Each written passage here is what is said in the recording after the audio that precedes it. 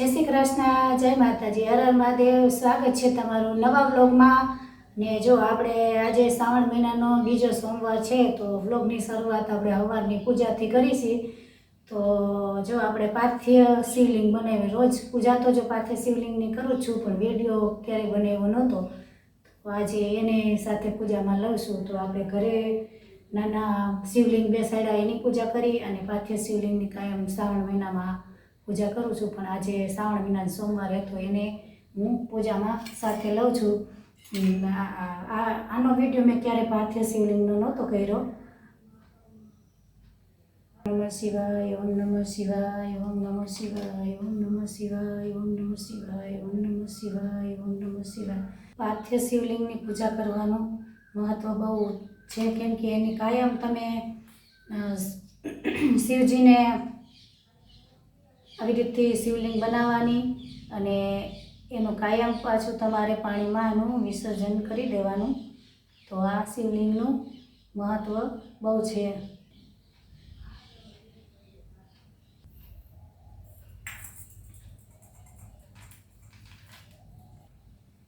ઓમ નમઃ શિવાય, ઓમ નમઃ શિવાય। પાર્થિવ શિવલિંગની આજે 5 ધાનથી પૂજા કરી છે।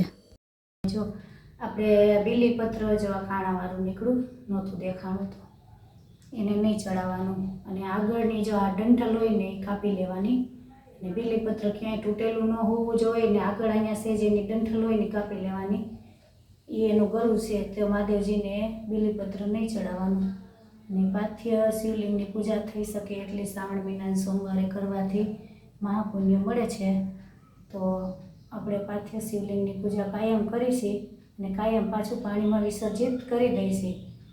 તો આ રીતથી કાયમ અમે મહાદેવજીની પૂજા કરીશી। એ ભોળાનાથ, એ માતાજી, એ ગણપતિ બાપા, એ સપસુંદરી, એ કાર્તિક ભગવાન, હે માં જલધારા, હે માં જગદંબા, માં પાર્વતી, ઓમ નમઃ શિવાય, ઓમ નમઃ શિવાય, ઓમ નમઃ શિવાય, હે નંદી મહારાજ। બીલીપત્રમાં સેજ આગળ જે દાંડલીમાં ગાંઠ જે હોય ને કાપવાની, એ બીલીપત્રની આગળની જે એનું ગળું છે, તો એ ગળાને આપણે કાપી તે પછી જ આપણે ચડાવી શકીએ। તે પછી આ 3 પત્ર છે, એનું મહત્ત્વ છે કે બ્રહ્મા, વિષ્ણુ ને મહેશ, તો એ આપણે ત્યાર પછી જ આ બીલીપત્રને ભગવાન સ્વીકારે।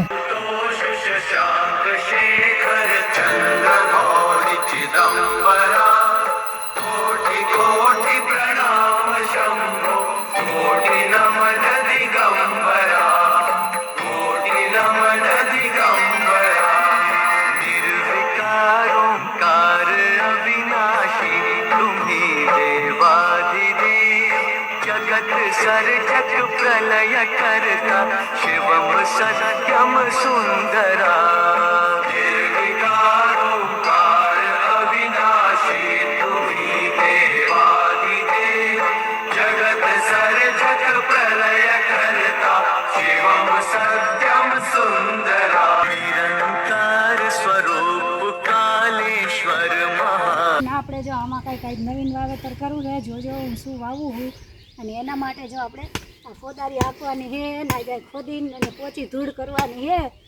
તો જો આ કોદાળી ચાલુ કરી દીધી ઘરમાં। તો હવે આમાં શું વાવેતર કરવાનું આગળ વિડીયોમાં જોજો, તમને બતાવીશ હવે આમાં શું વાવું છે।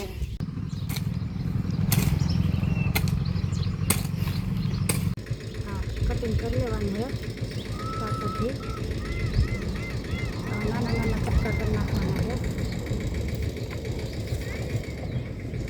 જમીનમાં રોપી દેવાના। જો આપણે સકરિયા ગાજર વાવી, તો જો આવી રીતે નાના નાના બટકા કરી દીધા, અને હવે આ પારામાં આમાં આવી રીતે ચોપી દે, એટલે પારામાં ગાજર પારો હોય ને, તો ગાજર હોય ને અંદર પારામાં મોટું અને મજબૂત અને સરસ ગાજર બેસે। તો આપણે જો આ ખોદીને પારો બનાવી લીધો, અને હવે આ પારામાં આવી રીતે ગાજરને ચોપી દે। જો આવી રીતે મૂળ હોય ને, મૂળ હોતા જો આવી રીતે જમીનમાં આવી રીતે ચોપી દેવાના ગાજર, ને આપણે સકરિયા ગાજર આવી રીતથી જો વાવેતર કરવું છે। ઘરે ખાવા પૂરતું આપણે બધું કરી જ લઈએ, તો આપણે આ બગીચામાં આ વાવી છે સકરિયા ગાજર। સકરિયા ગાજર વાવતા વાવતા હું આવી પાણી પીવા, તો મને એમ થયું રોનકને બાંધવા જે ચરે છે, તો મેં રોનકને બાંધ્યો ચરવા લાંબો। તો રોનક માંડ્યો ચરવા. તો રોનક માટે આ ધરતીમાંથી એને જન્મ લીધા પછી એને પહેલો અહેસાસ છે અને એના મોઢામાં ઘાસનો પહેલો નિવાલો ગયો. તો રોનક હોશિયાર હે, સીધો બાંધા ભેગો જ માંડ્યો એકદમ ચરવા. જો કેવો સરસ કમ્પ્લેટ. તો રોનક માટે એક લાઇક કોમેન્ટ થઈ જાય. સકરિયા ગાજર આપણા વવાઈને થઈ ગયા કમ્પ્લેટ. હવે પાણી પાઈ દે. જો આવી રીતે બે બાજુ ધોરિયો કર્યો એટલે બે સાઈડ પાણી હાલ્યું જાય અને પારો રીઝી જાય. તો પહેલી વાર થોડુંક હજી માથે પાણી છાંટવું પડશે, પછી તો આમને રીઝી જશે. વાર જો આવી રીતે પારામાં ઉપર ફુવારેથી પાઈ દઉં એટલે પાણી આવી રીતથી એકવાર ઉપર વયું જાય. જો આવી રીતે ફુવારેથી પાઈ દીધું.